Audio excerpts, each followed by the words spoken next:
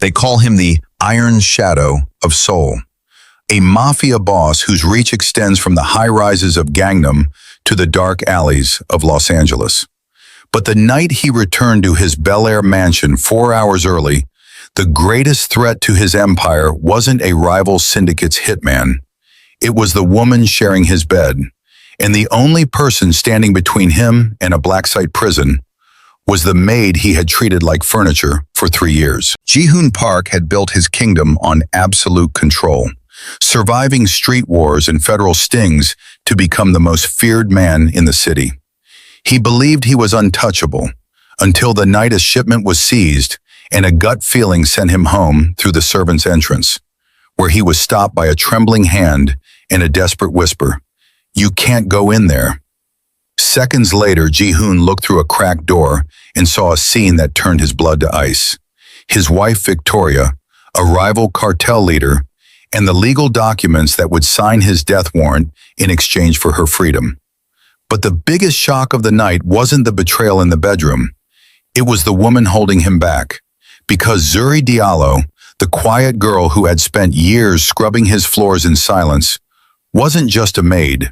She was a brilliant law student whose family had been destroyed by the very people Victoria was now joining. And she had been recording every secret whispered within those mansion walls for months. The rain over Los Angeles wasn't the cleansing kind. It was a heavy, oily downpour that blurred the neon lights of the city into jagged streaks of poison. Inside the darkened cabin of his armored black sedan, Ji-hoon Park watched the droplets race across the bulletproof glass, his face a mask of cold, calculated fury. He adjusted the luxury watch on his wrist, a habit he fell into when the world stopped making sense. Only an hour ago, he had been standing at the port of Long Beach, waiting for a shipment of high-grade microchips that represented the future of his digital empire. Instead of his crew, he had been met by the flashing blue and red lights of a federal task force and the screech of tires. Someone had leaked the coordinates. Someone had known the exact minute the containers would touch the asphalt. "Turn around," Ji-hoon's voice was a low growl, cutting through the silence of the car. "Sir, the safe house is 5 miles in the other direction," his driver Min-kyu stammered, his eyes darting to the rearview mirror. "I didn't say the safe house, I said home," Ji-hoon replied, his fingers tightening around the leather armrest. His gut, the same primal instinct that had allowed him to claw his way from the gutters of Seoul to the heights of Bel-Air, was screaming. A shipment of that magnitude wasn't lost to bad luck. It was lost to a signature, Victoria's signature. He thought of his wife, the beautiful, poised American woman who brought a sense of legitimacy to his dark world. He had treated her like a porcelain doll, a trophy to be kept behind glass, shielded from the blood on his hands. He realized now with a sickening clarity that while he was looking out at the horizon for enemies, the real viper was likely coiled in his own bed. The car glided through the iron gates of his estate, bypassing the main entrance. Ji-hoon didn't want a welcome home ceremony. He wanted the truth. He stepped out into the rain, the cold water soaking through his bespoke Italian suit, but he didn't feel it. His mind was already inside the house, mapping the halls. He let himself in through the service entrance, moving with the predatory silence of a man who had spent his life navigating the shadows. The mansion felt different tonight. The air was thick with a heavy, suffocating silence that smelled of expensive perfume and cheap betrayal. He moved toward the grand staircase, his hand instinctively reaching for the cold steel of the pistol holstered at his hip. He was the Iron Shadow, a man who reigned through fear and absolute loyalty. But as he reached the kitchen, the first crack in his perfect reality appeared. The light from the pantry spilled across the floor, and there she was, the maid, Zuri. She wasn't cleaning, she was waiting. And the look in her eyes wasn't one of service, it was pure, unadulterated terror. The service entrance door creaked with a low, agonizing groan that sounded like a gunshot in the oppressive silence of the mansion. Ji-hoon stepped into the mudroom, his tailored overcoat heavy with the freezing California rain. He didn't reach for the light switch. His eyes were already adjusted to the dark, a habit born from decades of looking for silhouettes in the shadows. He expected the house to be asleep, a tomb of marble and glass. But as he rounded the corner into the expansive, industrial kitchen, he collided with a figure emerging from the pantry. Before he could draw the suppressed Glock at his hip, a small, trembling hand pressed firmly against his chest. "Don't," a voice whispered, cracked with a jagged edge of terror. Ji-hoon froze, not out of fear, but out of sheer, localized shock. It was Zuri. She was still in her uniform, though the white apron was stained with what looked like spilled wine, or perhaps something darker. In the silver moonlight reflecting off the stainless steel appliances, he saw her face. Her dark skin was slick with tears, her eyes wide and bloodshot, darting toward the heavy oak doors that led to the primary wing of the estate. "Zuri?" he hissed, his voice a low vibration of authority.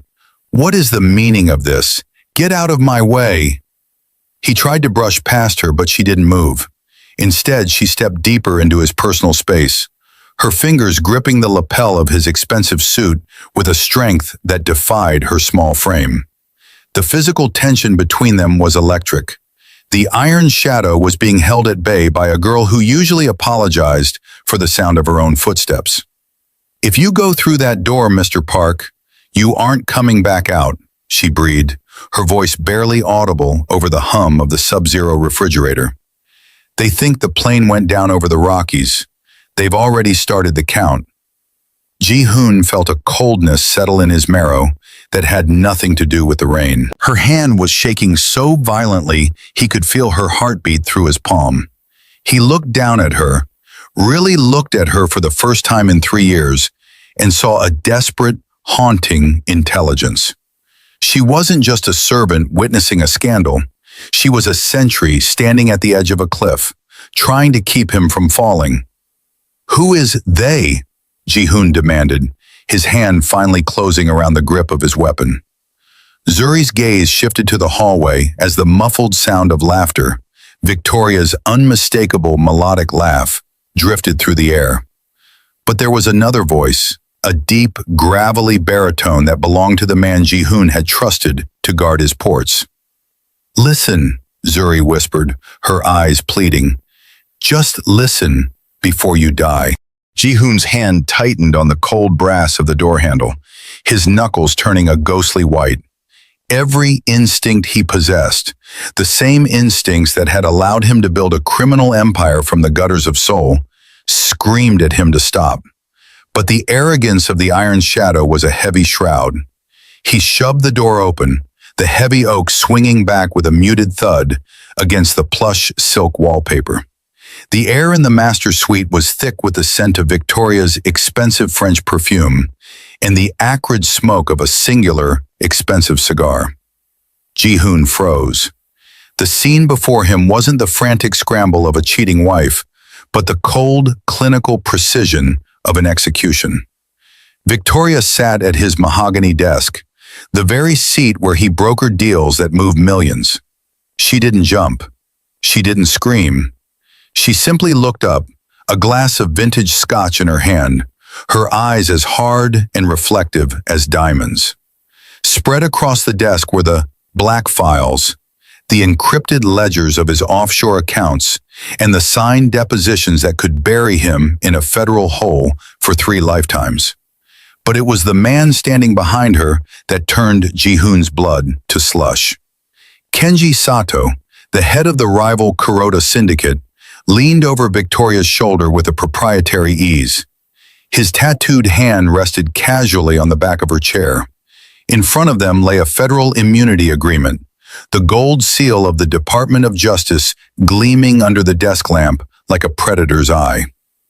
"You're early, Ji-hoon," Victoria said, her voice devoid of the warmth he had paid for in jewelry and blood for 5 years.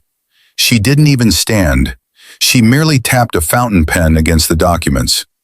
"We were just finishing the inventory of your life. It turns out you're worth more to the government as a ghost than as a king." Ji-hoon reached for the Beretta at his smaller back, but the click of a dozen suppressed weapons echoed from the shadows of the dressing room. He was trapped in the center of his own sanctuary. He looked at the woman he had called his queen and realized she had never been a partner. She had been a vulture waiting for the lion to trip. From the hallway, he felt Zuri's presence, a trembling shadow just out of sight. He realized then that the maid hadn't been trying to hide a scandal. She had been trying to hide a massacre. As Kenji stepped forward, a mocking smile pulling at his scarred lips, Ji-hoon realized the terrifying truth. The iron shadow had been blinded by his own light, and now the darkness was closing in. The heavy click of the master suite door reverberating through the hallway was the sound of a trap snapping shut. Inside, Victoria didn't scream. She didn't even stand up. She simply looked at Ji-hoon with a cold, clinical detachment that was more terrifying than any outburst. Her hand remained poised over the tablet, the blue light of the federal server reflecting in her eyes like ice. "You're early, Ji-hoon," she said, her voice devoid of the warmth he had paid millions to surround himself with. "You always did have a habit of ruining a perfectly planned schedule." Beside her, the rival cartel leader, a man Ji-hoon had hunted for a decade, didn't reach for a weapon. He didn't have to. He simply tapped a button on his watch. The response was instantaneous. From the floor below, the rhythmic thud of heavy boots began to shake the ceiling. The mansion's advanced security system, a fortress Ji-hoon had designed to keep the world out, suddenly groaned to life against him. Red emergency lights flickered on, bathing the opulent marble corridors in the color of fresh blood. The magnetic locks on every exit hissed into place, sealing the iron shadow inside his own tomb. "The house is in lockdown," Victoria whispered, finally standing. She adjusted her silk robe as if preparing for a casual dinner. "And since you aren't on the approved list tonight, the security team is authorized to use lethal force on the intruder." Zuri's hand gripped Ji-hoon's arm with bruising force. Her tears had dried, replaced by the sharp, survivalist focus of someone who had seen this nightmare before. She didn't wait for him to process the betrayal. She knew that in 3 minutes, a tactical hit squad would be through that door, and Ji-hoon's legendary status wouldn't stop a submachine gun. "We don't have time for your shock, Mr. Park," Zuri hissed, her voice cutting through the rising sirens. She began pulling him back toward the shadows of the north wing. "She's been practicing this for months. She knows your guards, your codes, and your exits, but she doesn't know mine." Behind them, the master suite door hissed open as the first wave of black-clad enforcers swarmed in, their laser sights cutting through the dim hallway. Victoria's voice trailed after them, calm and murderous. "Find him. He doesn't leave this house alive." Ji-hoon felt the world he had built crumbling around him with every step. The gold-leafed walls now felt like the bars of a cage. For the first time in his life, the man who ruled Seoul felt small. He looked at the maid leading him into the dark, realizing that his only hope for survival lay in the hands of a woman he had never even bothered to thank. The hunter had become the prey, and the lockdown had only just begun. Ji-hoon's heart hammered against his ribs, a rhythmic, violent thud that felt loud enough to give them away. Behind the heavy oak door of the master suite, the muffled sound of Victoria's laughter, sharp and cold like breaking glass, mingled with the deep, gravelly voice of a man Ji-hoon recognized as a captain from the rival Pusan syndicate. The betrayal was in physical weight, a blade twisted into his spine. But before he could kick the door off its hinges, a small, firm hand gripped his wrist. "Not that way," Zuri hissed, her voice a feather-light vibration in the dark. Her eyes, shimmering with unshed tears and a frantic intelligence, darted toward the end of the hallway where the elevator's soft chime signaled the arrival of the tactical team. "If you stay here, you die. If you go in there, you die. Follow me." She didn't wait for his pride to catch up. Zuri pressed a hidden panel disguised as a decorative wainscoting near the linen closet. With a hiss of silent hydraulics, a narrow sliver of the wall receded. Ji-hoon, a man who prided himself on knowing every inch of his fortress, stared in stunned silence. He had lived here for 5 years, yet he was looking into a world he had never seen. They stepped into a lightless, claustrophobic vein of the house. The air was cool and smelled of dust and old copper. As the panel clicked shut behind them, the sounds of the mansion, the heavy boots of the hitmen, the barking of orders, became distant and ghostly. How? Ji-hoon managed to exhale, his hand still resting on the cold grip of his suppressed pistol. "You never noticed us, Mr. Park," Zuri whispered, her silhouette moving with practiced grace through the narrow crawlspace. "To you, we were just shadows that moved the laundry and cleaned the vents. But shadows see everything. We built our own ways to move through this house so we wouldn't disturb your important life." The passage was barely wide enough for Ji-hoon's broad shoulders. He felt the rough insulation of the walls scraping against his bespoke silk suit, a symbol of the status that had made him blind. He realized with a stinging clarity that while he had been staring out the floor-to-ceiling windows at the city he thought he conquered, the real power had been shifting behind the drywall. They reached a small iron grate that overlooked the grand foyer. Below, 4 men in tactical gear, their faces obscured by balaclavas, swept the room with red laser sights. Ji-hoon watched, frozen, as they moved toward the very stairs he had intended to climb. Zuri didn't stop to watch. She reached for a rusted iron ladder that led deeper into the foundations of the estate. "They're heading for the panic room," she murmured, her voice steadying as her purpose took over. "They think that's where you'll go. But we're going to the storm drains. They don't have a map for where we're going." For the first time in his life, the iron shadow of Seoul let go of the lead. He placed his trust in the girl he had ignored, descending into the dark belly of his own home, guided by the very shadow he had created. The silence of the safe house was heavy, broken only by the frantic tapping of Zuri's fingers against a cracked laptop screen. Ji-hoon paced the small, concrete room like a caged tiger, his tailored suit now stained with the soot of the drainage pipes. Every few seconds he would glance at the door, his hand instinctively reaching for the holster that was no longer there.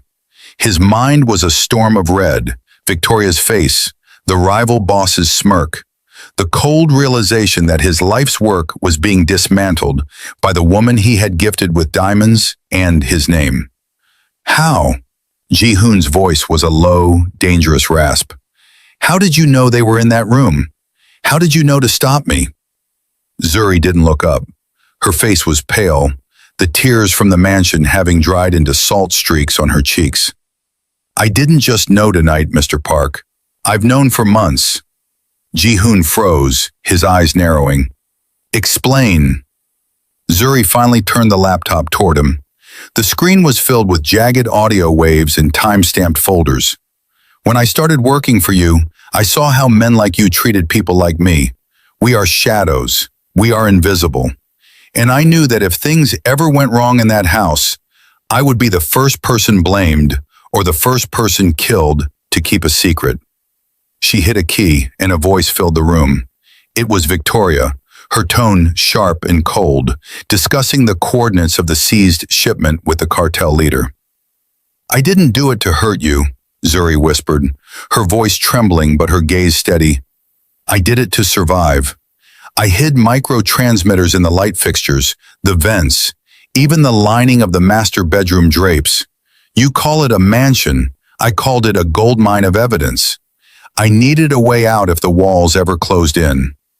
Ji-hoon stared at the screen, watching the audio levels spike as his wife laughed about his impending, accidental death. The irony was a bitter pill to swallow. He had spent millions on high-tech security, biometric scanners, and armed guards, yet the real surveillance was being done by the girl who polished his silver and folded his shirts. His cultural arrogance shattered in that moment. He had looked at Zuri for years and saw a servant. He looked at her now and saw a mirror. They were both survivors, both surrounded by predators. You have it all? Ji-hoon asked, his voice losing its edge, replaced by a grim respect. Every meeting? Every transaction? Every word, Zuri replied, her finger hovering over a folder labeled The Final Play. I have enough to bury Victoria, but we have to move fast. They're tracking your phone's last signal. Ji-hoon looked at the small, unassuming woman who had just handed him a digital sword. For the first time in his life, the Iron Shadow wasn't leading. He pulled a chair up beside her, leaning into the glow of the monitor. Show me everything, Zuri. Let's burn her world down. The storm above Bel-Air had transformed from a drizzle into a vertical deluge, turning the manicured estate into a fortress of mud and slick marble. Behind them, the mansion's silhouette was fractured by the erratic sweep of tactical flashlights and the muffled thud of boots against the service entrance. Ji-hoon felt the cold bite of the rain, but it was nothing compared to the icy realization that his own home had become a killbox. Zuri didn't hesitate. She grabbed the sleeve of his tailored suit jacket, her grip surprisingly ironclad.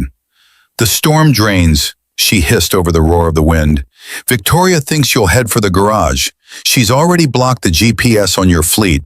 If you step on that asphalt, you're a ghost. She led him toward the far edge of the property, where a heavy iron grate lay hidden beneath a thicket of overgrown ivy. With a grunt of effort, Ji-hoon helped her heave the rusted metal aside. They dropped into the darkness just as a red laser sight danced across the leaves above them. The transition was jarring. One moment, Ji-hoon was the king of a $20 million palace.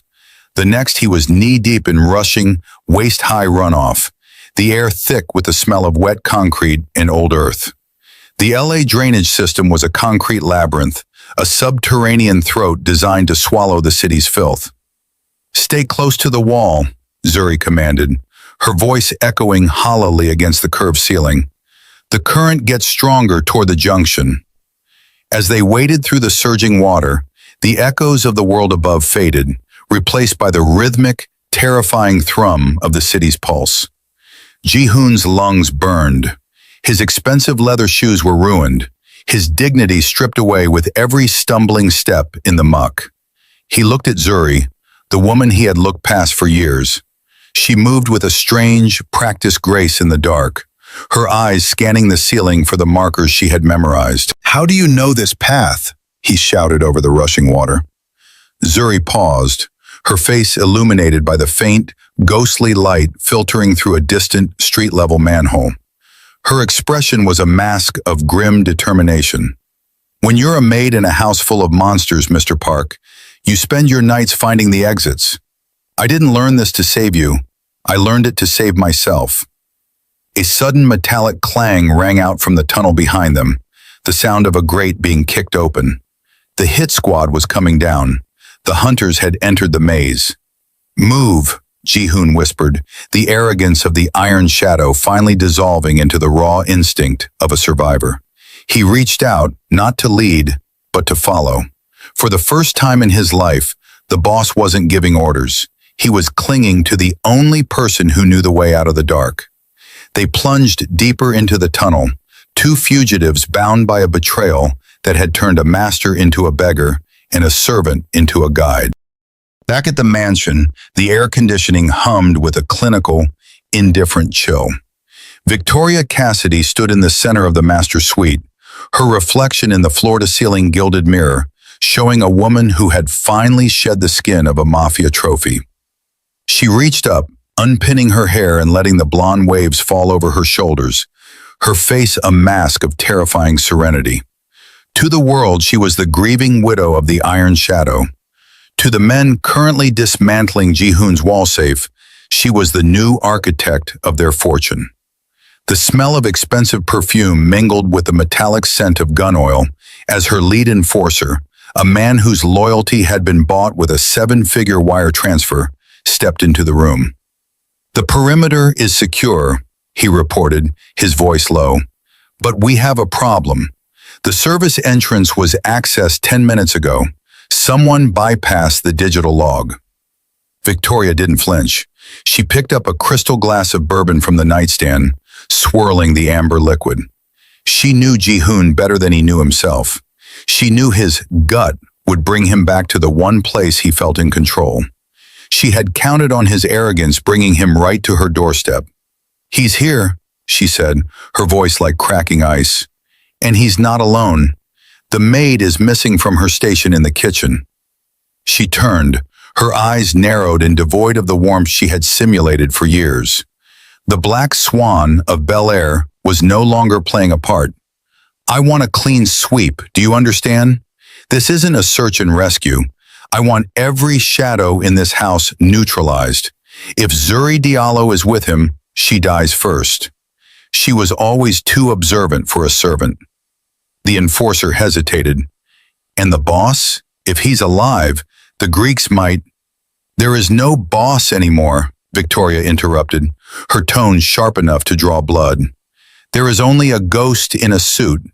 He has no codes, no accounts, and by dawn, he will have no pulse. Kill the lights to the west wing, flush them toward the storm drains. I want his blood on the marble he was so proud of." She walked to the window, watching the rain lash against the glass. Somewhere out there in the dark, the man she had called husband was realizing his world had ended.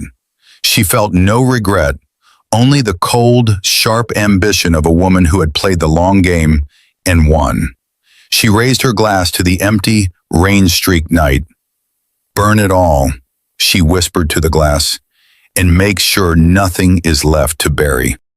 The safe house was a cramped, neon-lit studio apartment in Koreatown, a far cry from the marble-floored halls of the Bel-Air mansion. The smell of stale rain and cheap ramen clung to the walls, but to Ji-hoon, it was the first place he had felt safe in years. He sat on the edge of a sagging sofa, his sharp black suit now wrinkled and stained with the grime of the drainage tunnels. Across from him, Zuri sat at a small, cluttered desk, the blue light of a battered laptop reflecting in her dark, weary eyes. The silence between them was heavy, filled with the sudden realization of their reality. The iron shadow had been cast out into the light, and his only ally was a woman he had barely recognized 24 hours ago. "I have the mirror drive," Zuri said, her voice steady despite the slight tremor in her hands. "Every keystroke Victoria made, every encrypted file she downloaded while you were at the office. It's all here." Ji-hoon looked at his hands that had commanded thousands, now empty. "I gave her everything," he rasped, the arrogance that once defined him replaced by a hollow bitterness. "I thought the staff was the security risk. I vetted your background 10 times, Zuri. I never once vetted hers." Zuri stopped typing and looked at him, her expression softening from terror into a grim, shared understanding. "You looked at her and saw a partner. You looked at me and saw a shadow. Victoria knew that. She counted on it." Ji-hoon stood up, pacing the small room like a caged predator. "Without my accounts, I can't call my enforcers. Without the keys to the encryption, I'm just a man in an expensive suit waiting for a bullet. We have nothing." "We don't have nothing," Zuri countered, turning the laptop screen toward him. It showed a complex web of offshore transactions and a live GPS feed of a digital signature. "We have the one thing she thinks she took from us, the truth. And in this city, Ji-hoon, the truth is more lethal than any hitman."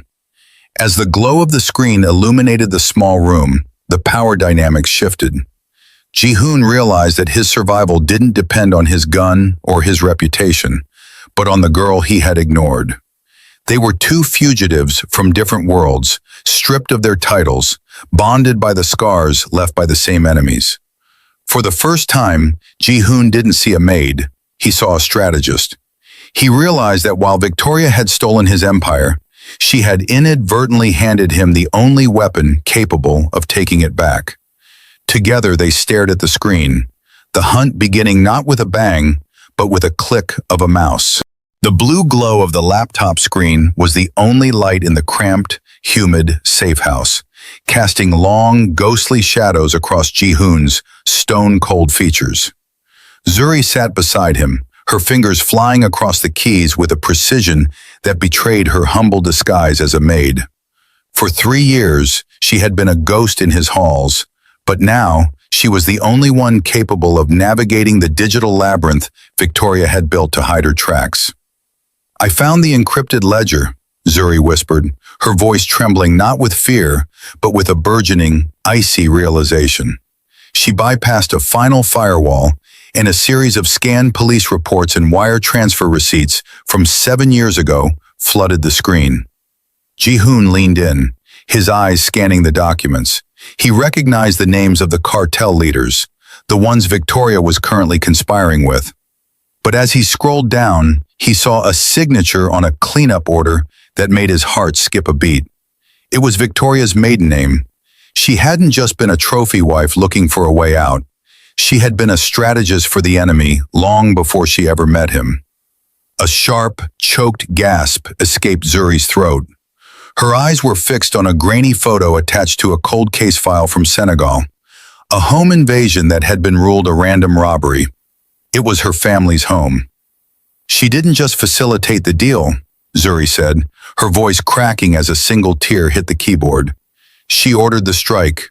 My father refused to let the cartel use his shipping routes for their precursors. Victoria, she was the one who signed the warrant for their execution." The silence in the room became heavy, suffocating. Ji-hoon felt a surge of something he hadn't experienced in decades. Genuine, searing guilt.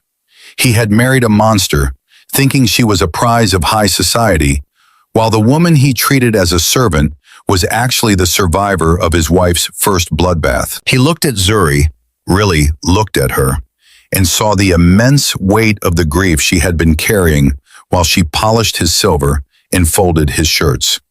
His arrogance had blinded him to the fact that the invisible girl in his kitchen had more strength in her pinky finger than Victoria had in her entire treacherous body. "I spent years thinking I was the one who knew how to balance the scales," Ji-hoon said, his voice a low, dangerous growl. He reached out, placing his hand over Zuri's shaking ones, no longer as a master to a servant, but as a partner in a shared debt of blood. "I thought I was the butcher, Zuri, but my wife, she's the one who's been carving us both up from the start." Zuri wiped her eyes, the sorrow hardening into a terrifying resolve. "She took everything from me, Ji-hoon. She thinks I'm a witness. She doesn't realize I'm the judge." Ji-hoon nodded, the last of his class-driven ego evaporating. "And I," he promised, "will be the executioner." The rain-slicked asphalt of the Port of Los Angeles looked like obsidian under the flickering industrial floodlights. Ji-hoon leaned against the rusted frame of a shipping container, the cold, salt air stinging the raw cuts on his face. Beside him, Zuri sat on a crate, her fingers dancing across the keys of a ruggedized laptop she'd salvaged from the safe house. The blue light of the screen reflected in her dark eyes, revealing a focus that made her look less like a maid and more like a general. "He's here," she whispered, her voice barely audible over the groaning of the distant cranes. A black sedan pulled out of the fog, its headlights cutting through the mist like twin blades. It stopped 20 paces away. A man stepped out, Konstantin Vardalos, the head of the Greek syndicate.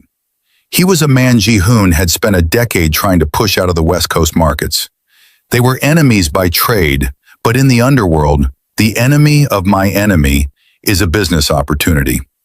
Konstantin looked at the bedraggled Mafia boss and let out a dry, rasping laugh. "The Iron Shadow looks like he's been dragged through the vents. I heard you were dead, Park. My men were already measuring your territory for the takeover." "Then your men are as premature as my wife," Ji-hoon replied, his voice a low, dangerous rasp. He gestured toward Zuri.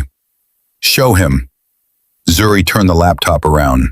On the screen was a detailed ledger of Victoria's secret offshore accounts. But more importantly, it showed a series of wire transfers from the very cartel that had been hijacking Konstantin's heroin shipments for the last 6 months. "My wife isn't just taking my empire, Konstantin," Ji-hoon said, stepping into the light. She's been funding the men who are sinking your boats. She used my infrastructure to give them a map to your routes. You thought I was the one squeezing you. It was her." Constantine's smile vanished. He leaned in, his eyes scanning the data. He knew Zuri's work was authentic. The encryption signatures were unmistakable. The realization that he had been played by a trophy wife while he blamed a rival sparked a fury that Ji-hoon could feel from across the pavement. "What do you want?" Constantine growled. "I don't want my territory back tonight," Ji-hoon said, his gaze fixed on the Greek leader. "I want the perimeter of the St. Jude's Gala. My wife is throwing a party to celebrate my passing and her new partnership. I need your wolves at the doors. No one goes in, and more importantly, no one, especially not the feds or the cartel, comes out until I'm finished." Constantine looked at the data, then at the girl who had uncovered it. He nodded slowly. "The debt of a dead man is worthless, but the debt of a ghost? That is a powerful currency. You have your perimeter, Park, but I want the cartel leader's head on a plate." "You can have the head," Ji-hoon said, turning back toward the shadows. "I just want the truth." The grand crystal ballroom of the Beverly Hills Plaza smelled of expensive lilies and even more expensive desperation. To the elite crowd gathered for the Cassano Foundation Memorial Gala, it was a night of high society mourning. But to Victoria Cassidy, it was a coronation. Dressed in a custom-made floor-length gown of midnight silk that clung to her like a second skin, Victoria moved through the crowd with the grace of a predator who had finally cleared the forest of its king. In her hand, she swirled a flute of vintage Krug, the bubbles rising like the secret she held close to her chest. Only 3 days had passed since the tragedy at the mansion, yet she wore her grief like a designer accessory, heavy enough to garner sympathy, but light enough to let her dance. She paused by a group of shipping magnates and real estate moguls, her eyes glistening with practiced tears. "Ji-hoon would have wanted the work to continue," she whispered, her voice a soft, melodic tremor. "He always said that an empire is only as strong as the legacy it leaves behind." Across the room, the rival cartel leader, a man who had once feared to even speak Ji-hoon's name in public, raised a glass to her from the shadows of a private booth. They were partners now, bound by the blood of the man they believed was rotting in the depths of the Pacific. Victoria felt a surge of intoxicating heat. For years, she had been the Mafia wife, the beautiful ornament to Ji-hoon's terrifying power. Tonight, she was the power. She had the bank codes, the titles, and the federal immunity papers tucked safely in a vault. She was no longer a trophy, she was the owner of the gallery. As the orchestra transitioned into a hauntingly slow waltz, Victoria walked toward the center of the room to give her keynote speech. The spotlight hit her, turning the diamonds at her throat into daggers of light. She looked out at the sea of faces, the very people who used to bow to her husband, and saw only subjects. She relished the silence that fell over the room, a silence she thought she had bought with Ji-hoon's life. She took a deep breath, ready to cement her new reality. "Friends, family, and associates," she began, her smile radiant and cold. "Tonight we don't just remember a man, we celebrate a new beginning, a transition of power that ensures our world remains stable, prosperous, and..." She paused, her breath hitching. In the back of the hall, the heavy oak doors had groaned open. A draft of cold, rain-scented air sliced through the warmth of the ballroom, carrying with it a scent she recognized with terrifying clarity. A tall, shadow-like figure stood in the threshold, flanked by a woman in a sharp, understated suit. Victoria's heart hammered against her ribs like a trapped bird. The ghost had arrived at his own funeral, and the silence in the room was no longer hers to command. The golden chandeliers of the grand Bel-Air ballroom cast a shimmering glow over a sea of silk dresses and tailored tuxedos, but the air felt heavy with the scent of expensive perfume and cheap lies. At the center of it all stood Victoria Cassidy, radiant in a floor-length black gown, sipping vintage champagne. To the high society elites surrounding her, She was the grieving widow of a tragic shipping accident. To the federal informants and cartel liaisons in the room, she was the new queen who had successfully cleared the board. She raised her glass, her voice steady and rehearsed. "To the memory of Ji-hoon Park," she began, a faux glisten of a tear in her eye. "A man who built a legacy, but ultimately couldn't outrun his destiny. May we lead this city into a more profitable peace." The room began to toast, but the clinking of crystal was cut short by a sound that didn't belong. It wasn't a gunshot or a scream, but the heavy, rhythmic thud of the ballroom's oak double doors swinging open. The silence that followed was absolute, a vacuum that sucked the breath out of every lungs in the hall. Walking down the center aisle, perfectly illuminated by the spotlight intended for Victoria, was a ghost. Ji-hoon Park didn't rush. He didn't look like a man who had spent nights in the shadows or survived a tactical hit squad. He wore a charcoal gray suit, his hair slicked back with military precision, and his hands were folded casually behind his back. He looked terrifyingly calm, the kind of calm that precedes a Category 5 hurricane. Victoria's glass slipped from her fingers, shattering on the marble floor. The red wine splashed against her hem like fresh blood. Her face, once a mask of calculated triumph, cracked into a grotesque expression of pure, unadulterated horror. Ji-hoon stopped 10 feet from the stage. He didn't look at the armed men reaching for their waistbands. He didn't look at the federal agents frozen in the corners. His dark eyes were locked solely on his wife. "You forgot one thing, Victoria," Ji-hoon said, his voice quiet but carrying to the back of the silent room with the sharpness of a razor. "I don't just build legacies, I survive them." Behind him, standing in the shadow of the doorway, was Zuri. She wasn't wearing a maid's uniform anymore. She wore a sharp, midnight blue suit, her gaze leveled at the woman who had once treated her like a ghost. Zuri held a tablet in her hand, her thumb hovering over the enter key. Ji-hoon climbed the stairs of the stage, the crowd parting like the Red Sea.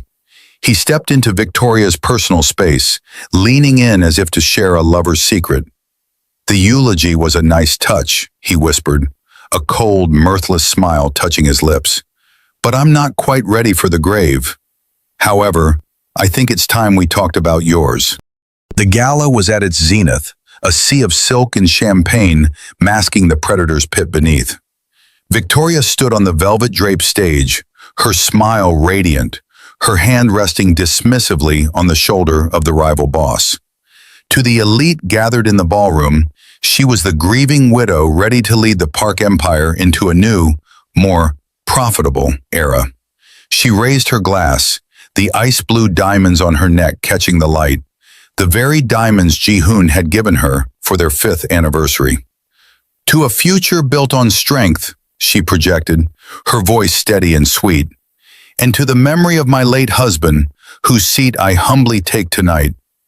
In the shadows of the tech booth, high above the glittering crowd, Zuri's fingers hovered over a sleek, matte black laptop. Her face was illuminated by the cold glow of the screen, her eyes no longer filled with the tears of a terrified maid, but with the sharp focus of a vengeful architect. Beside her, Ji-hoon stood like a statue carved from obsidian. He didn't look at the crowd, he looked only at Zuri. In this moment, the Iron Shadow was no longer the master. He was the witness to a masterclass in retribution. "Do it," Ji-hoon whispered, his voice a low vibration of absolute trust. Zuri's finger tapped the upload key.